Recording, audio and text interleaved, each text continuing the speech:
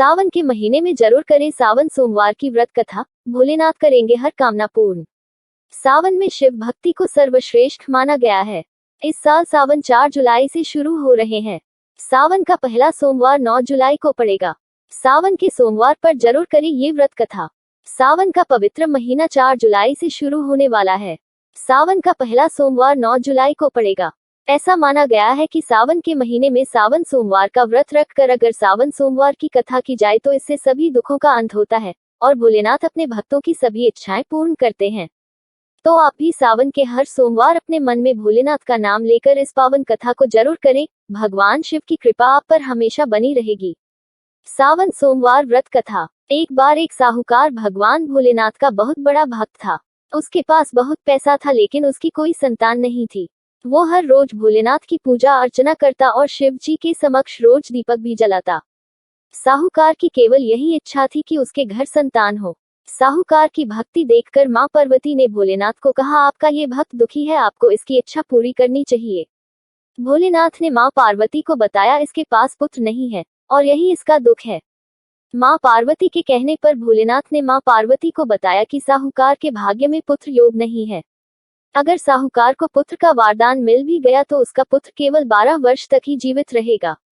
साहूकार ये सभी बातें सुन रहा था। साहूकार को ना खुशी हुआ ना गम। वो पहले की तरह पूजा पाठ करता रहा। एक दिन उसकी पत्नी ने एक बालक को जन्म दिया। उसके परिवार में जश्न का माहौल था, लेकिन साहूकार पहले की तरह ना खुश था ना दुखी। 11 साल की उम्र में साहूकार ने अपने बालक को उसके मामा के साथ शिक्षा ग्रहण करने के लिए काशी भेज दिया। साहूकार ने अपने साले को बोला, रास्ते में ब्राह्मण को भोज भी करा दें। काशी के रास्ते में एक राजकुमारी का विवाह हो रहा था, जिसका दुल्हा एक आंख से काना था।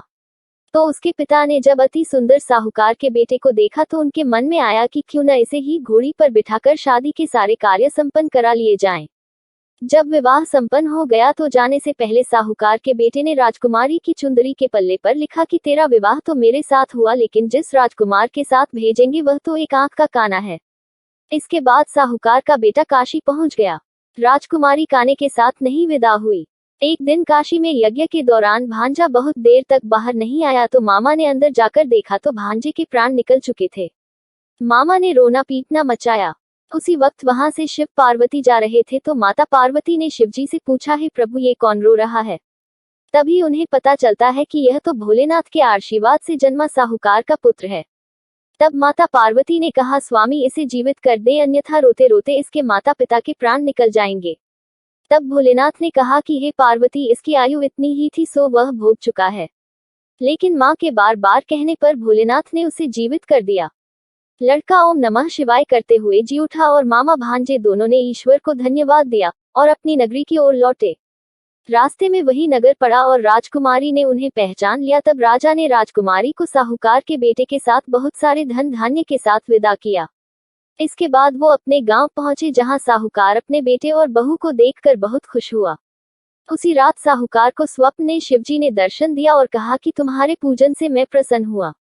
इसी प्रकार जो भी व्यक्ति इस कथा को पढ़ेगा या सुनेगा उसके समस्त दुख दूर हो जाएंगे और मनोवांछित सभी कामनाओं की पूर्ति होगी।